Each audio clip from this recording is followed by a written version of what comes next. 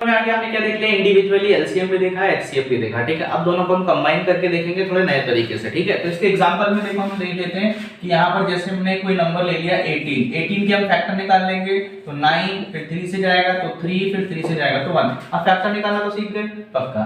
दूसरा क्या है हमारे पास, जैसे दूसरा नंबर हो गया 22 में 2 हो गया और ये 11 हो गया, 11 हो गया, 1 हो गया, क्लियर है। हम यहाँ पर देखो दोनों का हम क्या निकालेंगे, यहाँ पे 18 के फैक्टर क्या हो गए, 2 हो गया, 3 हो गया, 3 हो गया।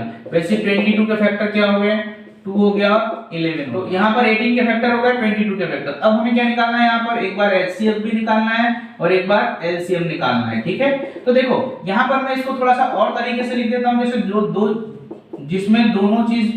जिसमें एक ही चीज दो बार हो। तो देखो यहाँ पर 2 तो एक ही बार है, मतलब पावर 1 हो गया। 3 कितने बार है, यहाँ पर 2 है। ये थोड़ा आसान तरीका होता है, ये भी कर सकते हो, ये भी कर सकते हो। दूसरी चीज क्या है, 22 में देखो दोनों चीज एक एक बार ही है, क्लियर है। एचसीएफ में हमेशा स्मॉल छोटी वैल्यू ली जाती है, कौन सी, यानी छोटी पावर लेते हैं। क्या लेते हैं, छोटी पावर लेंगे, क्लियर है, यानी स्मॉल पावर। कैसे, ये देखो दोनों में 2 है मतलब यहाँ क्या आ गया 2, यहाँ 3 है नहीं, यहाँ 11 है नहीं, ना 3 इसमें है ना 11 इसमें, मतलब एचसीएफ तो आपका 2 हो गया कॉमन, पक्का, क्लियर है। तो जो कॉमन चीज है वो कहाँ लिखते हैं, एचसीएफ में। एलसीएम में देखो क्या होगा, बड़ी पावर लेते हैं। क्या लेते हैं, हमारे पास बड़ी पावर लेना है, ठीक है। थोड़ा हिंदी में लिख दे रहा हूँ ताकि आपको समझ में आए, क्लियरली याद है। अब बड़ी पावर का मतलब देखो दोनों में 2 तो 1 1 है, मतलब दोनों सेम ही है। अब देखो यहाँ पर 3 जो है की पावर 2 है, तो यहाँ पर क्या लेना है, 3 की पावर 2 भी लेना है, और यहाँ पर जो 11 है वो भी लेना है, क्लियर है। अगर मान लो यहाँ पर 3 की पावर 2 है और यहाँ 3 की पावर 1 होती, तो हम 3 की पावर 2 को लिखते, 1 को नहीं लिखते। समझ में आ रहा है, चाहे तो इसका एक एग्जांपल और करके देख लेंगे, ठीक है। तो क्लियर हो गया, समझ में आ गया। देखो अब यहाँ पर क्या आ जाएगा, इसका एलसीएम जब हम निकालेंगे तो 2 का 2 रहेगा, 3 दो बार हो जाएगा और ये 11 हो जाएगा। मतलब क्या रहेगा, 2 का 2, 3 3 जा 9 और ये 11, मतलब 18 into 11। देखो 11 8 जा 88 और 11 1 जा 11, मतलब 11 और 9 198। तो जो हमारे पास एलसीएम आ जाएगा वो कितना आ जाएगा, 198 आ जाएगा, क्लियर है, बात समझ में आ गया। तो एलसीएम आप इसको डायरेक्टली इसको भी लिख सकते हो, यानी जो इसका फैक्टर आए, और एलसीएम एचसीएफ भी समझ में आ गया, एलसीएम भी समझ में आ गया। एलसीएम एचसीएफ में छोटी पावर लेते हैं, और मैं दिखा देता हूं। देखो जैसे 16 ले लेते हैं, 18 और 16 का करते हैं। जैसे 16 का लेंगे तो क्या आ जाएगा, 2 8 करेंगे, 2 करेंगे तो 4, फिर 2, फिर 2, फिर 1। तो देखो अगर मैं यहाँ पर इसको समझाने के लिए, देखो दूसरा सेकंड एग्जांपल में समझा रहा हूं मैं, कि जैसे देखो 16 एक हो गया, 16 के फैक्टर हो गए 2 into 2 into 2 into 2, मतलब इसको हम क्या लिखेंगे, 2 into की पावर क्या आ जाएगा आपका 4, क्लियर है। दूसरा 18 को हमने क्या लिखा था, 2 into 3 into 3, मतलब 2 into 3 की पावर 2, क्लियर है। ये दोनों के फैक्टर आ गए। अब देखो इसमें अगर हम एचसीएफ निकालेंगे तो दोनों में देखो स्मॉलेस्ट छोटी पावर, स्मॉल पावर लेते हैं, स्मॉल पावर लेते हैं ना। एचसीएफ में क्या लेते हैं, स्मॉल पावर। इन दोनों में देखो इसमें 2 की पावर 4 है, इसमें 2 की पावर क्या है 1 है, तो हम क्या ले लेंगे, स्मॉल पावर, मतलब ये वाली ले लेंगे, क्लियर है, बात समझ में आ गई। तो यहाँ स्मॉल पावर यहाँ ले लिया। दूसरा एलसीएम की हम बात करें तो एलसीएम में क्या लेते हैं, बिग पावर। एलसीएम में क्या लेते हैं, बिग पावर, यानी बड़ी पावर लेते हैं। तो देखो क्या आएगा, अब यहाँ पर देखो ये वाला आ जाएगा एलसीएम में, तो 2 की पावर कितनी आ जाएगी 4, और यहाँ पर 3 की पावर 2 तो है ही है। समझ में आया कि नहीं आया, क्लियर है, पक्का। इसके बाद मेरे ख्याल से कोई डाउट आएगा नहीं। अब हम इसके करने वाले हैं PYQ, जो मोस्ट इंपॉर्टेंट होने वाले हैं। तो अभी तक का ये बेसिक पार्ट खत्म हो गया। अब हम देखने वाले हैं, यानी ये जितने भी LCM HCF composite prime number जितना भी था सब कुछ खत्म हो गया। अब स्टार्ट करेंगे PYQ। देखो अब स्टार्ट कर रहे हैं PYQ, ठीक है। अभी तक सारा बेसिक हो गया। PYQ में देखो सबसे पहला PYQ जो है वो 2020 का है, 2020 का सीबीएसई में पूछा गया क्वेश्चन है। क्वेश्चन बहुत आसान है लेकिन घुमाया है इसमें, बहुत सिंपल क्वेश्चन है। देखो क्या लिखा है, find the sum of exponent of prime factor. क्या बोला इसमें, find the sum of exponent of prime factors in the prime factorization of 196। मैं थोड़ा सा इसमें डिफरेंट कलर से थोड़ा मार्क करने जा रहा हूं। देखो यहां पर 196 के जो फैक्टर निकालेंगे प्राइम फैक्टर्स, उनके एक्सपोनेंट का सम निकालना है। तो पहले समझते हैं एक्सपोनेंट क्या होता है भाई। एक्सपोनेंट क्या है, ठीक है, व्हाट एन आइडिया। तो व्हाट एन आइडिया सर जी। देखो एक्सपोनेंट क्या है भाई, देखो यहां पर जैसे 2 की पावर 3 है तो ये कहलाता है एक्सपोनेंट। ये आपने पहले 6, 7, 8 में पढ़ा हुआ है। तो ये है एक्सपोनेंट और इसको हम क्या बोलते हैं, बेस। बस ये थोड़ा सा बेसिक का है ना।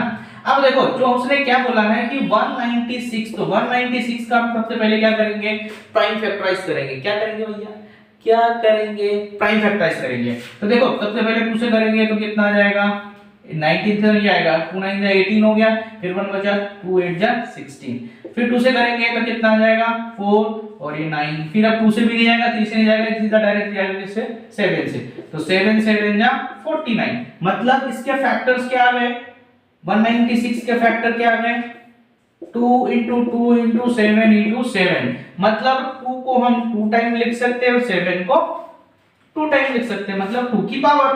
तो यहां पर देखो ये जो बोला है, क्या बोला है इसने, सम ऑफ एक्सपोनेंट। तो ये देखिए यहां पर इसका एक्सपोनेंट ये 2 है, इसका एक्सपोनेंट ये 2 है, तो exponent 2 plus 2 is equal to कितना हो गया 4। अगर ये ब्राइट कलर लिख रहा हूं तो मैं इसको वापस बता रहा हूं कि क्या हो जाएगा। चलो ब्राइट कलर है, इसको मैं थोड़ा सा फिर से लिख दे रहा हूं, 2 प्लस 2 इज इक्वल टू क्या हो गया 4। ये 2 प्लस 2 कहां से आया, इस 2 का एक्सपोनेंट और इस 7 का एक्सपोनेंट दोनों को प्लस करना है, और जो आंसर आएगा वही इसने पूछा था। इसका आंसर क्या हो गया आपका 4। कितना सिंपल था, है ना, पर घुमाया कितना बेहतरीन था। स्क्रीनशॉट ले सकते हो तो ले लो, बाकी सुनना इंपॉर्टेंट है। देखो जब भी टीचर, कोई भी टीचर की वीडियो आप देखते हो या किसी भी टीचर की वीडियो आप देखते हो तो वहां पर आपका सुनना इंपॉर्टेंट है, क्योंकि टीचर सारी चीजें बोर्ड पर लिख नहीं सकता, तो वो क्या करेगा आपको बोलकर बताएगा, बाकी जो मेन चीजें वो बस बोर्ड पे लिखी रहेगी। तो स्क्रीनशॉट ले लेना ताकि उससे आप, या स्क्रीनशॉट ले लो या नोट्स बनाते जाओ। ये फाइनली है, इसके बाद आपको इस चैप्टर में इसके अलावा कुछ पढ़ने की जरूरत ही नहीं है। मैं ईच एंड एवरी पॉइंट्स को कवर किया है और साथ में सारे पीवाईक्यू कवर किया है। नंबर 2 हम पीवाईक्यू देखते हैं जो 2012 का है, कि सीबीएसई का 2012 का क्वेश्चन क्या है। क्वेश्चन थोड़ा सा एनसीईआरटी से रिलेटेड भी है और साथ में याद रखना कि ये इंपॉर्टेंट भी है, मतलब कॉन्सेप्ट थोड़ा अच्छा है, कि चेक वेदर 6 की power n can and with the digit 0। क्या 6 की पावर वाला ऐसा कोई नंबर एंड होगा 0 से फॉर एनी नेचुरल नंबर। अगर हम n की पावर कुछ भी रख दे, यानी n की जगह में कुछ भी रख दे, तो क्या ऐसा नंबर आएगा कि वो एंड विद 0 होगा। मतलब कोई भी अगर हमारे पास वैल्यू आती है, जैसे 100 आती है, तो लास्ट में कितना आता है 0, तो ऐसा क्या कभी इसमें 0 आएगा, ये हमें देखना है। तो देखो सबसे पहले हम क्या करेंगे, यहाँ दिया क्या है 6 की पावर n दिया हुआ है, ठीक है। तो हम 6 की पावर n को मैं अगर समझने के लिए क्या लिख सकता हूँ, 2 into 3 की पावर लिख सकता हूँ, और यहाँ n। यहाँ पर मैंने कॉन्सेप्ट लिखा है, इस कॉन्सेप्ट को हमेशा समझना है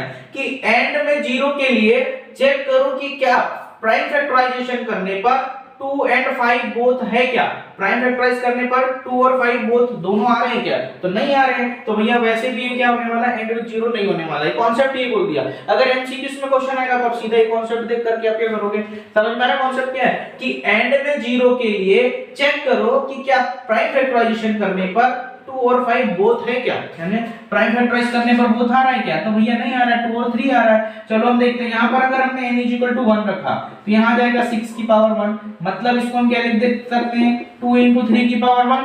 अगर जैसे मान लो हमने n = 2 लिखा तो 6 की पावर 2 हो गया, 2 into 3 मतलब उसकी पावर भी 2 हो जाएगा, मतलब इसको हम 2 बार लिख सकते हैं। तो यहाँ पर कहीं पर भी आप देखोगे तो 0 आने की संभावना बिल्कुल भी नहीं है, ठीक है। तो यहाँ पर देखो 2 into 3 की पावर 3 हो गया, मतलब 2 into 3 2 into 3 2 into 3। तो ऐसा अगर आप कितने भी भाग निकाल लेंगे तो यहाँ पर क्या होगा कि 0 आना वाला नहीं है। हम लिख देंगे कि hence 6 की power n cannot end with 0।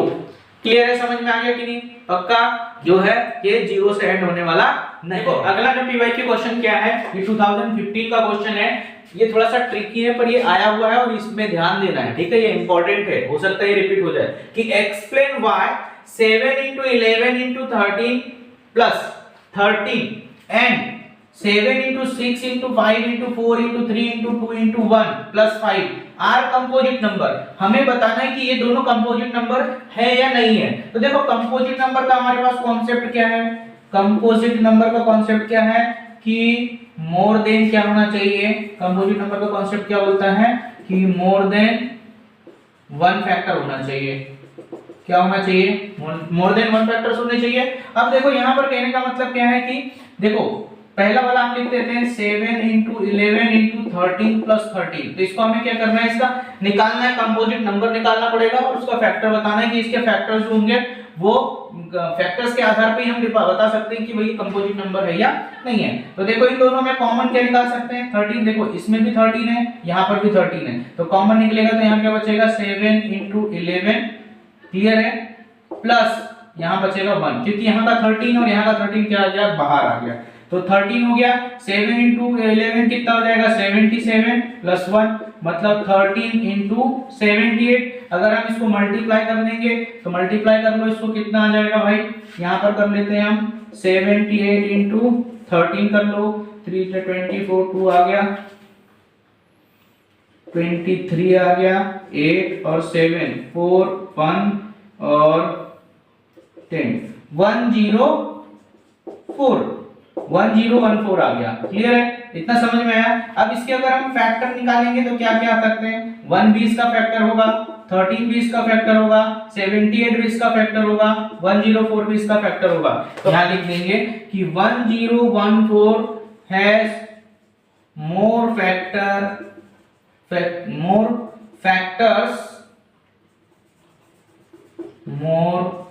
Factors other than 1, यानी एक से ज्यादा भी और भी एक के अलावा भी फैक्टर्स है, इसीलिए हम इसको क्या बोल सकते हैं कि ये एक कंपोजिट नंबर है। तो दूसरा वाला भी क्या है, सेम वैसे ही करना है आपको, तो कर लोगे, कमेंट करके इसको बताओ कि कंपोजिट नंबर है या नहीं है, ठीक है। ये आपके लिए थोड़ा सा टास्क दे रहा हूं, ओके। तो यहाँ पे आप ये भी चीज लिख सकते हो कि 8 is a composite number, clear है भाई, समझ में आ गया। आपके लिए थोड़ा सा टास्क दे दिया तो उसको आप कंप्लीट करो। अगला जो पीवाईक्यू क्वेश्चन वो क्या बोल रहा है कि भाई देखो ये है पीवाईक्यू क्वेश्चन सीबीएसई 2021 का, थोड़ा लेटेस्ट है। क्वेश्चन क्या बोल रहा है कि the ratio of LCM and HCF of the least composite number, किसका एलसीएम और एचसीएफ बोल रहा है, लीस्ट कंपोजिट नंबर और लीस्ट प्राइम नंबर इज क्या होगा। तो देखो मैंने यहां पे लिखा है कि लीस्ट प्राइम नंबर क्या होता है, सबसे छोटा प्राइम नंबर जो मैंने बताया था वो 2 होता है, क्लियर है कि लिस्ट प्राइम नंबर क्या है हमारे पास 2, और लिस्ट कंपोजिट नंबर तो 2 के बाद 3 कंपोजिट नंबर नहीं है 4 है, तो 4 क्या है, कंपोजिट नंबर है। तो बस सिंपल है कि लिस्ट कंपोजिट तो एलसीएम ऑफ 4 और 2 यानी लिस्ट कंपोजिट नंबर और लिस्ट प्राइम नंबर का अपॉन क्या हो जाएगा हमारे पास एचसीएफ ऑफ 4 और 2। तो देखो एलसीएम 4 और 2 का एलसीएम क्या होगा, ये तो पता है आपको, 4 और 2 का अगर एलसीएम आप निकालोगे तो 2 1 2 और 1 और ये 1 मतलब 2 2 जा 4, 2 का स्क्वायर हो जाएगा और 4 और 2 का एलसीएम एचसीएफ कितना होगा, तो एचसीएफ अगर हमें निकालना है 4 और 2 का एचसीएफ निकालना है तो 2 से ये एक बार 2 बार चला गया 1 मतलब ओनली 2। तो यहाँ पर एचसीएफ कितना आ जाएगा, 4 और 2 का 2 आएगा, एलसीएम कितना आएगा 2 का स्क्वायर, मतलब अगर इससे हम कैंसिल करेंगे तो रेशियो क्या आ जाएगा 2:1। क्लियर है भाई, समझ में आ गया, सिंपल था ये, थोड़ा ट्रिकी था, ठीक है। तो अगर आप वर्ड्स पर फोकस करोगे तो आप इस टाइप के क्वेश्चंस को आसानी से सॉल्व कर सकते हो। जो पीवाईक्यू क्वेश्चन है वो क्या है 2019 का, सीबीएसई 2019 का क्वेश्चन क्या है कि 2 पॉजिटिव इंटीजर्स, 2 पॉजिटिव इंटीजर है a एंड b, क्या है भैया 2 पॉजिटिव इंटीजर्स है a और b, can be written, a को हम क्या लिख सकते हैं x स्क्वायर और y स्क्वायर, एंड b को हम क्या लिख सकते हैं x y का क्यूब।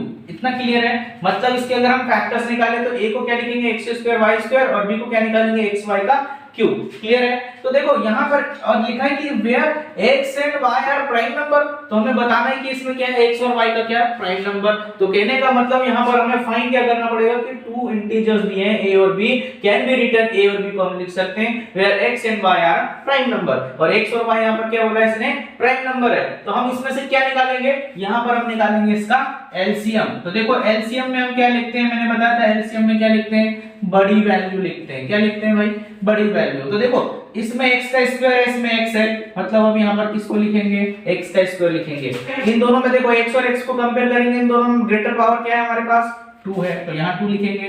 y में देखो इन दोनों में ग्रेटर पावर किसकी है, y का क्यूब, बस यही आंसर है। इतना छोटा आंसर सर, इतना छोटा क्वेश्चन। तो देखो क्वेश्चन क्या है, बड़ा होगा लेकिन आंसर छोटा हो सकता है, क्योंकि ये ट्रिकी क्वेश्चंस है, इसीलिए एग्जाम में आ रहा है। यहाँ पर देखो इस टाइप के मैंने इंटीजर थोड़ा सा डिफरेंट था, इसलिए मैंने इसको यहाँ पर इंक्लूड किया है, क्योंकि इस टाइप का भी क्वेश्चन अगर आता है तो आपसे बन जाना चाहिए कि यहाँ हो सकता है इसमें वैल्यूज चेंज कर दे कि a की वैल्यू x² y² की बजाय कुछ और लिख दे, mn लिख दे, b की वैल्यू x y क्यूब, मतलब कुछ भी लिख सकता है, लेकिन फॉर्मेट आपको क्या रखना है कि इसमें एलसीएम निकालना किस टाइप से निकालना। क्लियर हो गया। नेक्स्ट पीवाई के क्वेश्चन क्या है, 2024 में आया हुआ है। देखो क्या है, बहुत सिंपल क्वेश्चन है लेकिन थोड़ा सा ट्रिकी है, घुमाया है उसने। देखो क्या किया, इफ टू पॉजिटिव इंटीजर्स, मान लेते हैं कि दो पॉजिटिव इंटीजर नंबर है p एंड q, क्या है, दो पॉजिटिव इंटीजर्स है p और q, ठीक है, can be expressed as p को हम क्या लिख सकते हैं, p is equal to 18a² b, p को क्या लिख सकते हैं, p is equal to 18a² b की पावर 4, और q को भी उसने क्या लिख दिया 20a³ और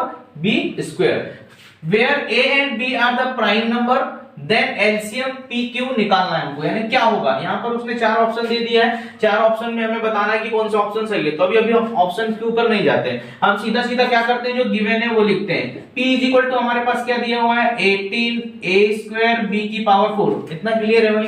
तो हम क्या करेंगे, इसको फैक्टराइज कर देंगे तो क्या आ जाएगा, देखो ये 18 है ना, तो 18 का हम फैक्टर से निकाल सकते हैं। फैक्टर कैसे निकालेंगे, 18 का फैक्टर यहाँ पर निकाल लो, क्लियर है, 2 9 3 3 1, ठीक है। तो यहां पर क्या आ जाएगा 2 × 3 × 3। अब a कितने बार, a की पावर 2 है, मतलब a को हम कितने बार लिख देंगे, 2 बार। क्लियर है बात समझ। डायरेक्ट भी कर सकते हो, कोई दिक्कत नहीं है, डायरेक्ट भी कर सकते हो तो कोई दिक्कत नहीं है, दोनों की चीज मैं बता दे रहा हूं आपको, ठीक है, दोनों में समझाऊंगा, है ना। तो ये फैक्टराइज कर दिया, b कितने बार हमारे पास 4 टाइम है, तो हमने b को यहाँ पर क्या कर दिया 4 टाइम्स लिख दिया। क्लियर, इतना कुछ नहीं है। a 2 बार है यानी a की पावर 2 है तो 2 टाइम्स लिखा, b 4 टाइम्स है तो 4। फिर उसके बाद हमारे पास q क्या दिया हुआ है 20, और यहाँ क्या दिया हुआ है a³ और b²। क्लियर है, तो देखो 20 के फैक्टर निकाल लेंगे हम। 20 के फैक्टर क्या होंगे 2 10 2 5 5 1। क्लियर है, कोई डाउट है बेटा, नहीं है, चलो ठीक है। तो देखो यहाँ पर क्या करेंगे, अरे भूल ही नहीं पाओगे यार, ये पूरा चैप्टर देखना आराम से बन जाएगा तुमसे, कोई दिक्कत नहीं होगी, है ना। देखो क्या करेंगे हम, यहाँ पर इसका लिख देंगे तो 2 × 2 × 5, a कितने बार है 3 बार, तो यहाँ पर 3 टाइम्स लिख देंगे। b कितने बार है 2 बार है। क्लियर है, इतना समझ में आ रहा है, पक्का, कोई डाउट, ठीक है। चलो अब देखो हमें क्या निकालना है यहाँ पर एलसीएम। तो मैंने एलसीएम में एक चीज बताया था कि एलसीएम में हम क्या लेते हैं, ग्रेटर पावर लेते हैं। एलसीएम में क्या लेते हैं, ग्रेटर, और एचसीएफ में क्या लेते हैं, स्मॉल पावर लेते हैं। तो देखो दोनों चीज के हिसाब से बताऊंगा। देखो एलसीएम में हम ग्रेटर पावर लेते हैं, तो यहाँ पर देखो एलसीएम में क्या होता है, यहाँ दोनों देखो 2 यहाँ पर सेम है, यह कि दोनों सेम है, तो हमने क्या लिख दिया, यहाँ पर दोनों को एक ही बार लिखा। अब यहाँ पर देखो 2 है तो यहाँ 2 लिख देंगे, यहाँ पर 3 है 3 लिख देंगे, यहाँ पर 3 है 3 लिख देंगे, यहाँ पर 5 है लिख देंगे। दोनों में जो सेम होगा उसको एक बार लिखना है, बाकी जो इसमें नहीं है उसको भी लिखना है, जो इसमें है उसको भी लिख देना है, ठीक है। यहाँ पर देखो ये दोनों सेम है तो इन दोनों को एक ही बार लिखेंगे हम। यहाँ पर 2 a जो सेम है, फिर एक तीसरा a यहाँ पर एक्स्ट्रा है, और b यहाँ पर देखेंगे b हमारे पास यहाँ पर कितने हैं, ये वाला जो तीसरा a यहाँ लिख दिया, तीसरा b है हमने यहाँ लिख दिया, और यहाँ पर देखते हैं हम 2 b हमारे पास और है, तो 2 b और लिख दिए, और एक एक्स्ट्रा b था यहाँ पर लिख दिए, ठीक है। अभी मैं इसको एक तरीका हो गया, एक ट्रिक हो गया, दूसरा ट्रिक भी मैं बताऊंगा, ठीक है। तो यहाँ पर देखो टोटल कितना आ जाएगा हमारे पास, 2 2 जा 4 4 3 जा 12 12 3 जा 36 36 into 5 कर लो। अगर नहीं बन रहा, टेबल नहीं आ रही, तो 36 into 5 करोगे तो 33 आ गया, 5 3 जा 15 और 180 आ गया 180। और यहाँ पर देखो a कितने बार है 1 2 3, तो a का क्यूब, b कितने बार है 4 टाइम्स। क्लियर है। अब देखो जो दूसरी ट्रिक है वो मैं बता रहा हूँ, ट्रिक ट्रिक ट्रिक ट्रिक देखो, ट्रिक देखो यहाँ पर देखो क्या हमारे पास 18 और 20 है। क्लियर है, बात समझ में आ रही है। तो 18 और 20 का एलसीएम हम निकाल लेते हैं, या तो यहाँ से डायरेक्टली भी निकाल सकते हो, या 18 20 का आप डायरेक्टली एक साथ भी निकाल सकते हो। कैसे निकाल सकते हो, 18 और 20 का एक साथ आप निकाल लेना, तो ये 9 हो जाएगा, ये 10 हो जाएगा, फिर यहाँ पर आप 2 करोगे तो ये 9 रहेगा, ये 5 हो जाएगा, फिर 3 करेंगे 3 आएगा, ठीक है, और यहाँ 5 रहेगा, तो क्या आ जाएगा 2 2 जा 4 4 3 जा 12 12 3 जा 36 36 5 जा 180। तो ये हमारे पास ट्रिक हम डायरेक्टली दोनों का 18 और 20 का एलसीएम यहाँ 180 लिख दिया, तो 18 20 का एलसीएम 180। अब देखो हमारे पास दो ऑप्शन है जिनमें 180 आया हुआ है, कितने ऑप्शन है? 2 ऑप्शन। अब देखो इसमें करेंगे क्या हम, तो अब दूसरी चीज क्या मैंने बताया था कि जब एलसीएम होता है, एलसीएम में क्या लेते हैं? बिग पावर लेते हैं, और एचसीएफ में क्या लेते हैं? Small power. ये मैंने इसके पहले बताया था, रिवर्स करके देख सकते हो, है ना?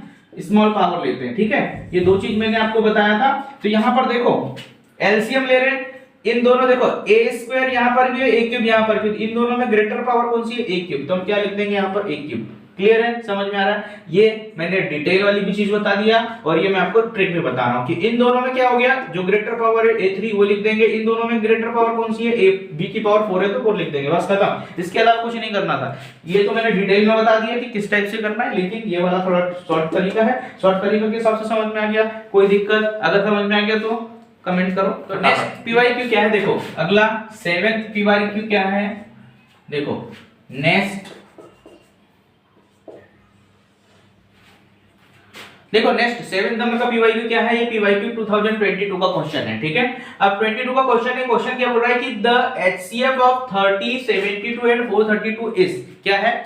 एचसीएफ निकालना है किस किस का?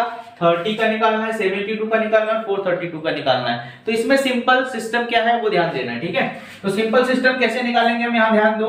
सबसे पहले हमारे पास नंबर के प्राइम फैक्टराइज निकालने पड़ेंगे। 30 के प्राइम फैक्टर्स निकालेंगे तो 2, 15, फिर 2 से डिवाइड नहीं होगा तो 3 होगा, 5, 5 और ये 1, ठीक है? इसके बाद हम किसका निकाल लेंगे?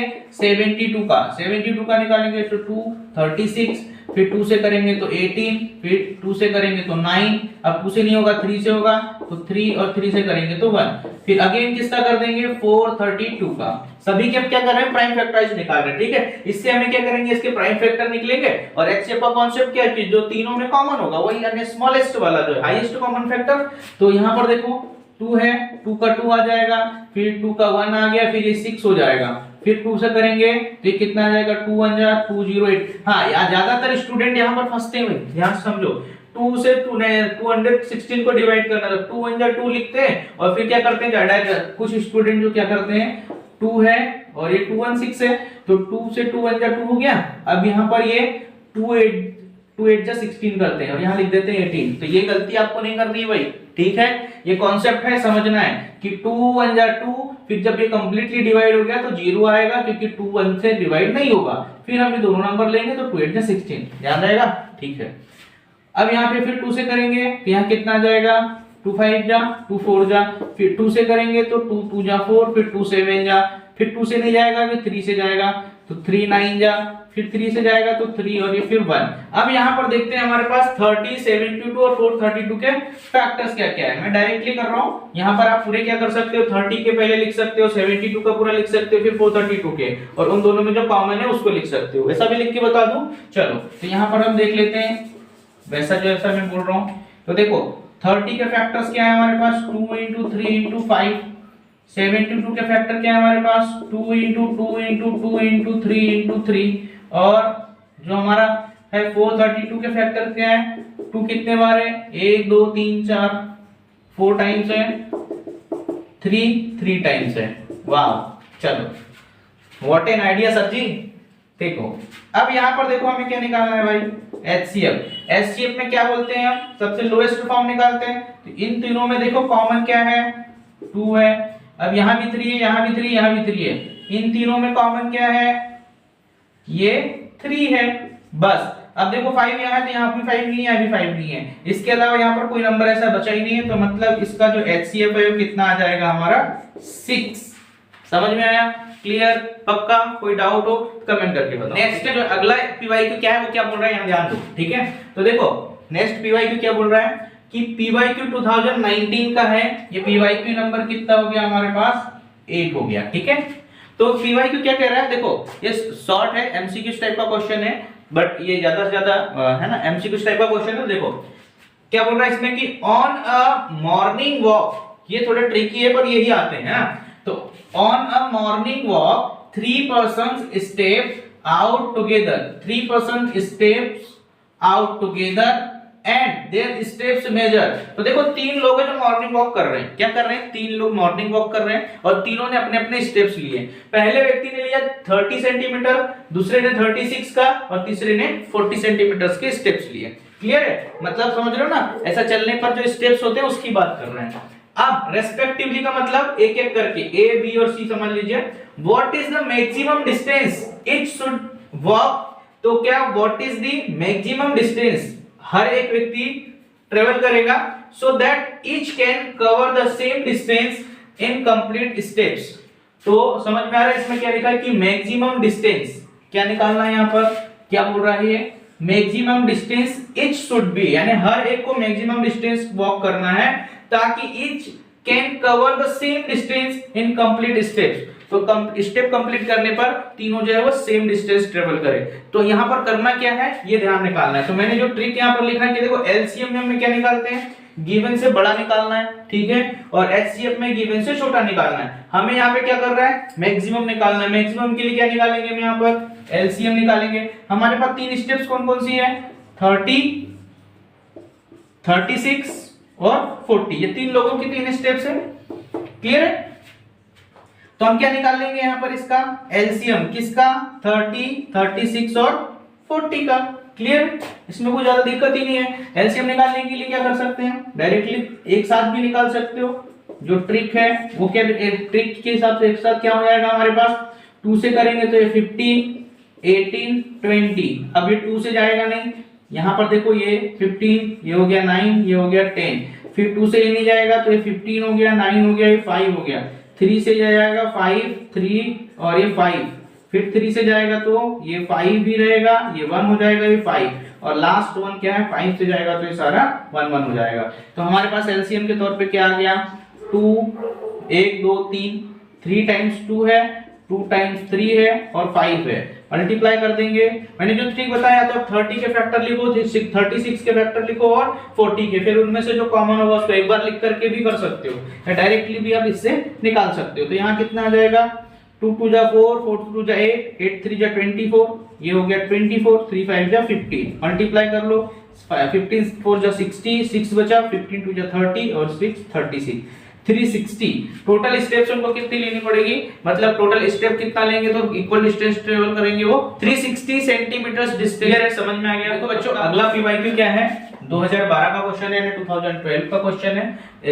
पीवाईक्यू नंबर 9 क्या बोल रहा है कि the length breadth and height of a room are, इसमें क्या है मैं इसको थोड़ा कलर से कर देता हूं। तो the length breadth and height of a room are 8 metre 50 centimetre है। दूसरा लेंथ हो गया, ब्रीथ कितनी आ गई 6 मीटर 25 सेंटीमीटर हो गया, एंड 4 मीटर 75 सेंटीमीटर। मतलब हमारे पास तीन रीडिंग्स दी हुई है। Respectively the length of the longest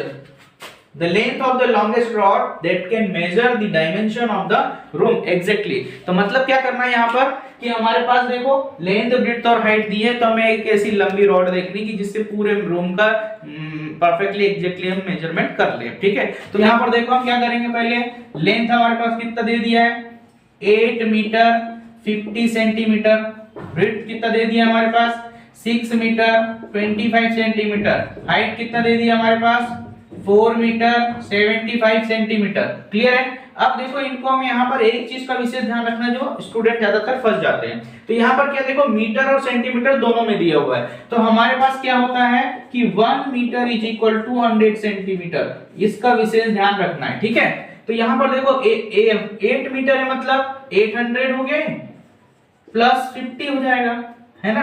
तो टोटल हमारे पास कितना आ जाएगा 850 सेंटीमीटर लिख देंगे हम इसको, क्या लिख देंगे डायरेक्टली सेंटीमीटर। क्लियर है भाई। वैसे क्या हो गया 600 यानी 6 मीटर मतलब 600 और 25 तो 625 सेंटीमीटर आ जाएगा। समझ में आ रहा है कि नहीं आ रहा है। क्लियर है।